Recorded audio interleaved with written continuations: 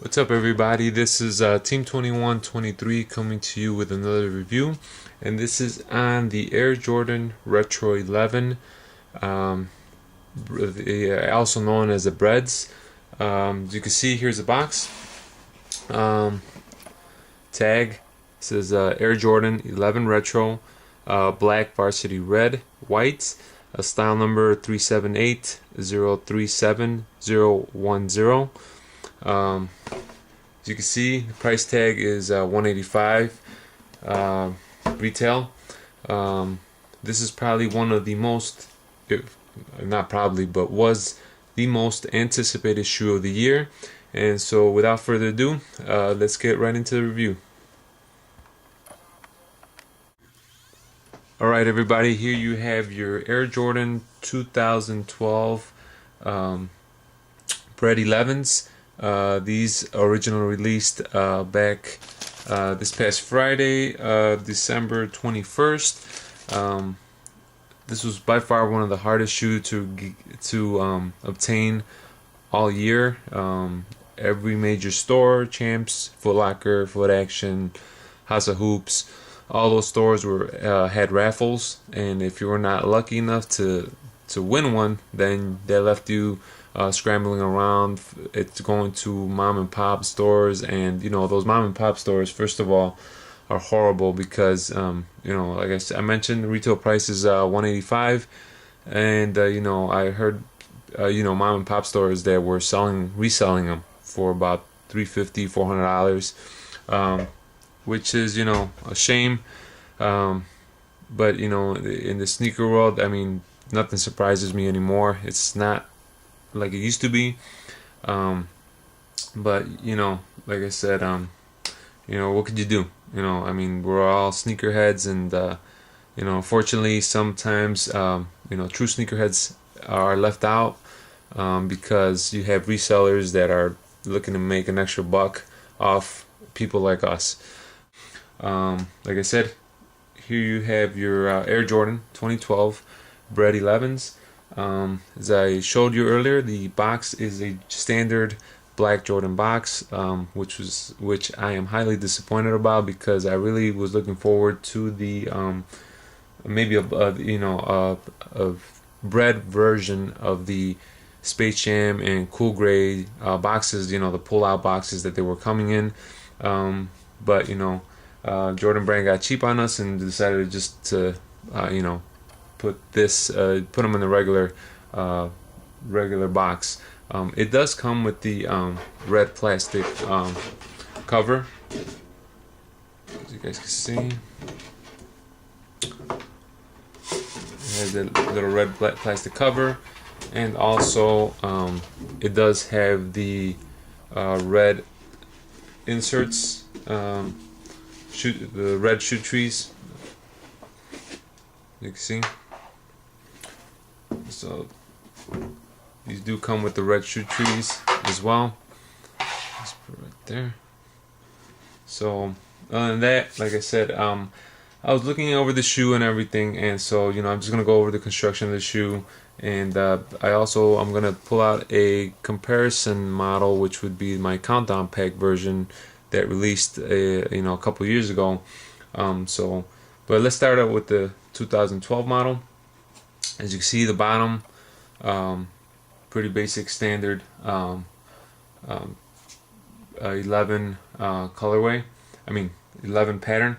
You got your two colorways, your red outsole, and then you have your black traction pattern. Also, one of the things that it has also as well is your carbon fiber plate. Before I forget, your Jumpman in the middle, black Jumpman. Carbon fiber shank plate. This plate, right here was, out of the whole shoe and everything, back when it was released, Tinker, I guess you could say the greatest innovation that Tinker made in this shoe was not the patent leather or the mesh upper or the lacing system, or a lot of this shoe was probably the beginning of one of the greatest inventions in basketball as far as footwear, in reducing, and aiding, let's say, put it this way, in reducing the amount of injuries, foot injuries that was occurring in the game itself.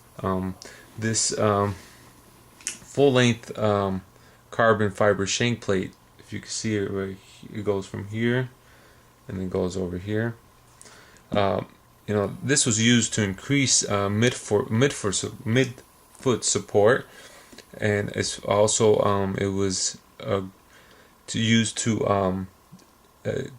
for greater impact distribution, to aid against the occurrence of plantar fasciitis. This plate right here distributes, like I said, when you're jumping up and down, it distributes the impact all through the shoe itself, and reducing the friction on your feet.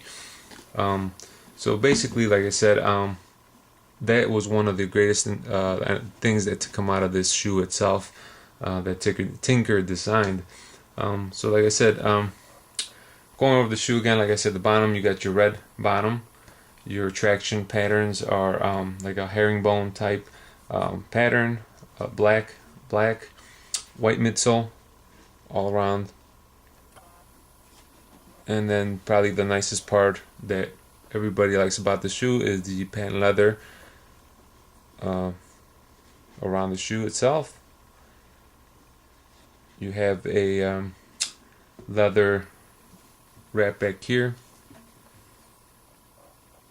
You see your red Jumpman, and I don't know if many of you guys remember or noticed, this Jumpman and the original back in '96 when it first came out, and the '01 first retro, this Jumpman is backwards. So it's backward. When the Countdown Pack version came out, that was the first time that they switched, reversed the Jumpman pointing towards the back of the shoe.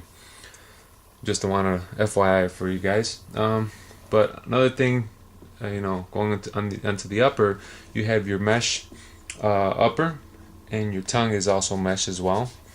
This was done on this shoe to, mesh was the first time that it was used on the shoe, and this was done to reduce the weight of the shoe, and as well to increase the breathability of the shoe itself, because you have all your patent leather around, and there's not much breathability on there, and Jordan already had been through athlete's foot problems back with the Jordan 8s, so to prevent this from happening again, they decided to make all this mesh, and to help out with the breathability of the shoe itself.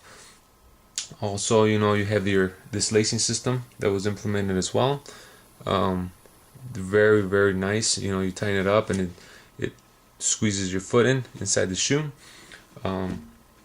In the tongue itself, you got Jumpman Jordan on there, and your laces themselves, which I like very much, is that they were inspired after the basketball net.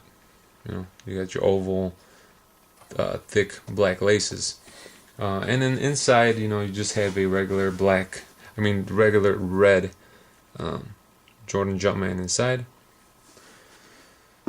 And I guess you could say that's basically just about it on the review. I'm just gonna pull out I did a quick comparison myself with my 08, or when my Countdown Pack Bred 11 model, and there's not much of a difference. The only difference that I do see is that the 2012, the outsole is a brighter red.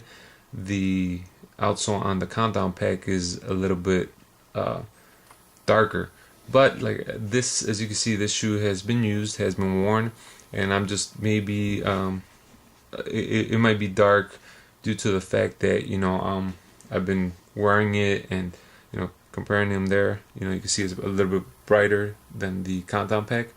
But like I said, I've worn the Countdown Pack the compound pack one, and but I try to keep my shoes as clean as possible after every wear. I scrub them, clean them, and put them back in their box.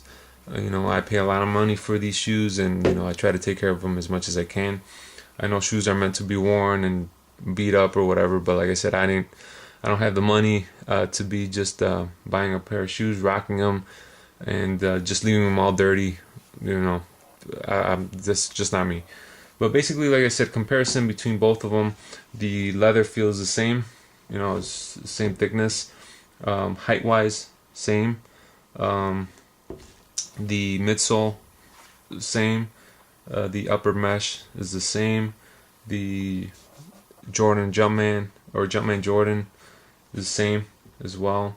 The only thing that hopefully I'm hoping on this new model is that the 23 does not erase as fast as on the compound packs.